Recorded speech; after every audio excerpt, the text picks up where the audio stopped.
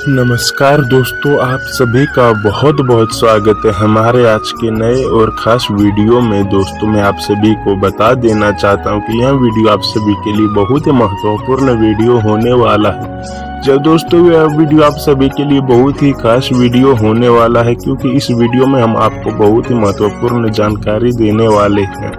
दोस्तों, मैं आपको बताना चाहता हूं कि श्री कृष्ण ने अर्जुन को कुछ ऐसे उपदेश दिए थे जिन्हें सुनने या देखने के बाद आपके आंखों से आंसू आ जाएंगे। दोस्तों, यह वीडियो देखने के बाद आपका पूरा जीवन बदल जाने वाला है, इसलिए मैं चाहता हूं कि यह वीडियो आप शुरू से अंत तक देखें। दोस्तों, आइए बिना देरी किए हुए वीडियो को शुरू करते हैं। दोस्तों, अगर आप हमारे इस चैनल में नए हो तो हमारे इस चैनल को अपने पवित्र हाथों से सब्सक्राइब करके वीडियो को लाइक कर दें और साथ ही कमेंट बॉक्स में जय श्री कृष्ण अवश्य लिखें। दोस्तों, अगर आप श्री कृष्ण के सच्चे भक्त हैं तो कमेंट बॉक्स में जय श्री कृष्ण लिखना बिल्कुल नहीं भूलें। तो आइए बिना देरी किए हुए वीडियो को शुरू करते हैं। दोस्तों, मैं आपको बता दूं कि मानव जीवन संघर्षों से भरा है। हर इंसान कभी न कभी ऐसे मोड़ पर आता है जब वह मोड़ शंका और असमंजस से घिर जाता है। महाभारत का युद्ध इसी मानव जीवन का प्रतीक है। अर्जुन जब रणभूमि में मोहग्रस्त हो गया तब श्री कृष्ण ने उसे गीता का उपदेश दिया। यह उपदेश केवल अर्जुन को ही नहीं बल्कि पूरी मानव जाति को जीवन जीने का शाश्वत मार्ग बताता है। गीता का सार है धर्म, कर्म और भक्ति। दोस्तों, कौरव और पांडवों के बीच राज्य का विवाद चरम सीमा पर पहुंच गया था।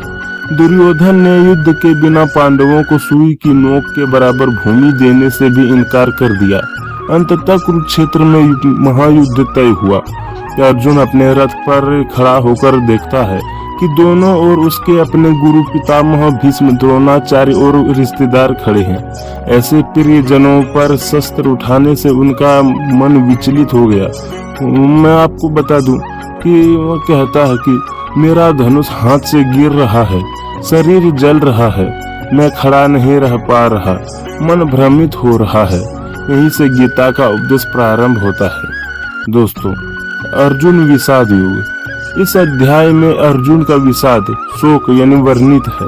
वह युद्ध करने से पीछे हटता है, धर्म संकट में फंस जाता है। अंत में कृष्ण से कहता है, शिष्योंस हूँ सांसी माँ त्वाम प्रमनम, अर्थात मैं आपका शिष्य हूँ, कृपया मेरा मार्गदर्शन करें। यही गीता का आधार है। जब मनुष्य गुरु या ईश्वर की शरण लेता है तभी सच्चा ज्ञान मिलता है। दोस्तों, श्री कृष्ण ने अर्जुन को आत्मा का ज्ञान दिया। आत्मा शाश्वत है, शरीर नश्वर है, मृत्यु केवल शरीर का परिवर्तन है।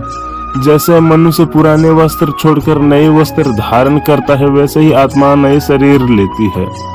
दोस्तों, मैं आपको बता दूं कि गीता 2.20 में इस ज्ञान से अर्जुन को समझाया कि मृत्यु शाश्वत है, सत्य है, इसलिए शोक करना व्यर्थ है। दोस्तों, कर्म योग। कृष्ण ने कहा, कर्म से भागना मुक्ति नहीं है। प्रत्येक व्यक्ति को अपने स्वधर्मानुसार कर्म करना चाहिए।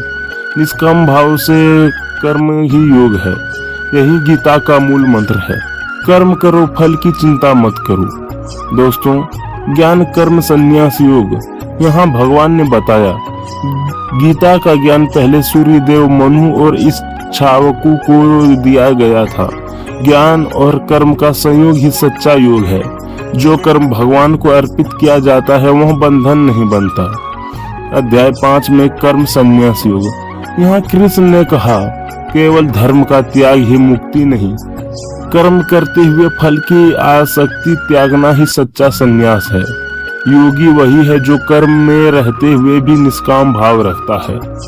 दोस्तों, न अधिक खाता है, न अधिक उपवास करता है, न अधिक सोता है, न अधिक जागता है। योगी का मन परमात्मा में स्थिर होता है। योगी वह है जो संयमी है। दोस्तों, मैं आपको बता दूं कि कृष्ण ने बताया, संपूर्ण सृष्टि मुझसे उत्पन्न हुई है। मैं जल में रस, सूर्य चंद्रमा में तेज, वेदों में ओंकार हूँ। मुझे जानना ही वास्तविक ज्ञान है।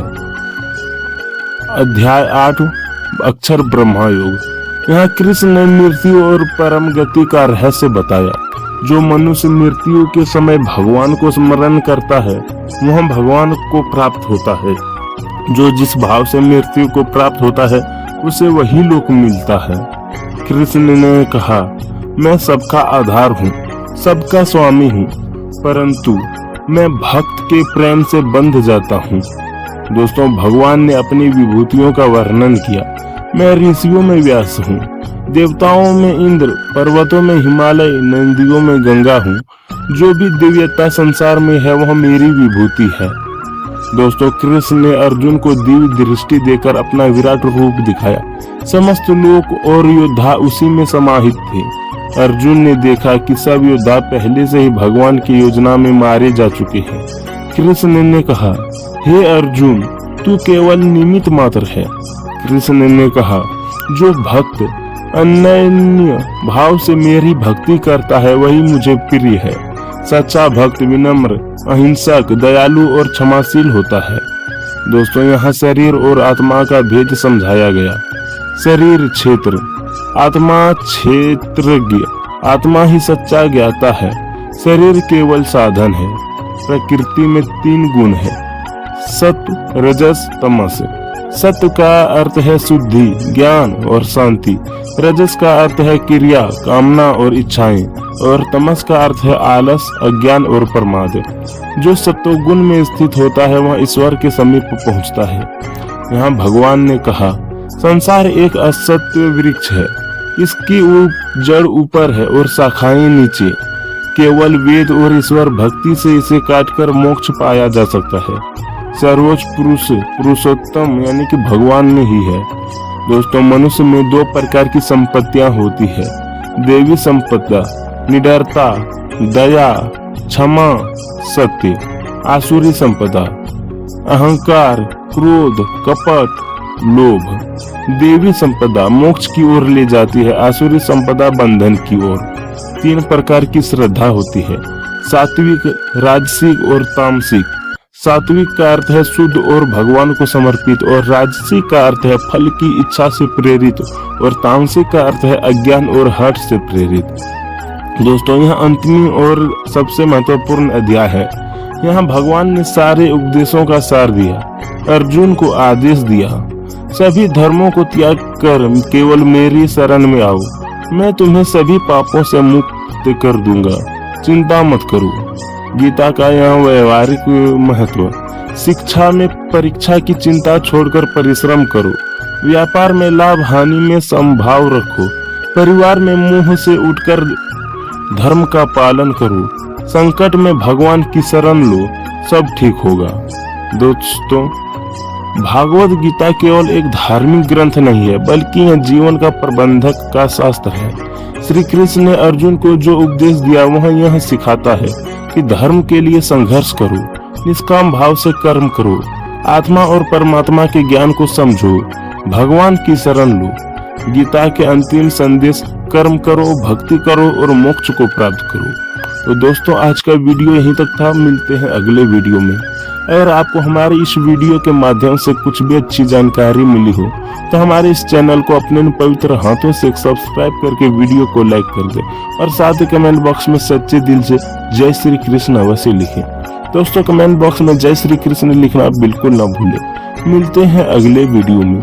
आपका बहुत बहुत धन्यवाद हमारे वीडियो को शुरू से अंत तक देखने के लिए। दोस्तों, अगर आप हमारे चैनल को सब्सक्राइब करते हो तो आपको और भी अच्छे अच्छे ज्ञान मिलते रहेंगे। धन्यवाद।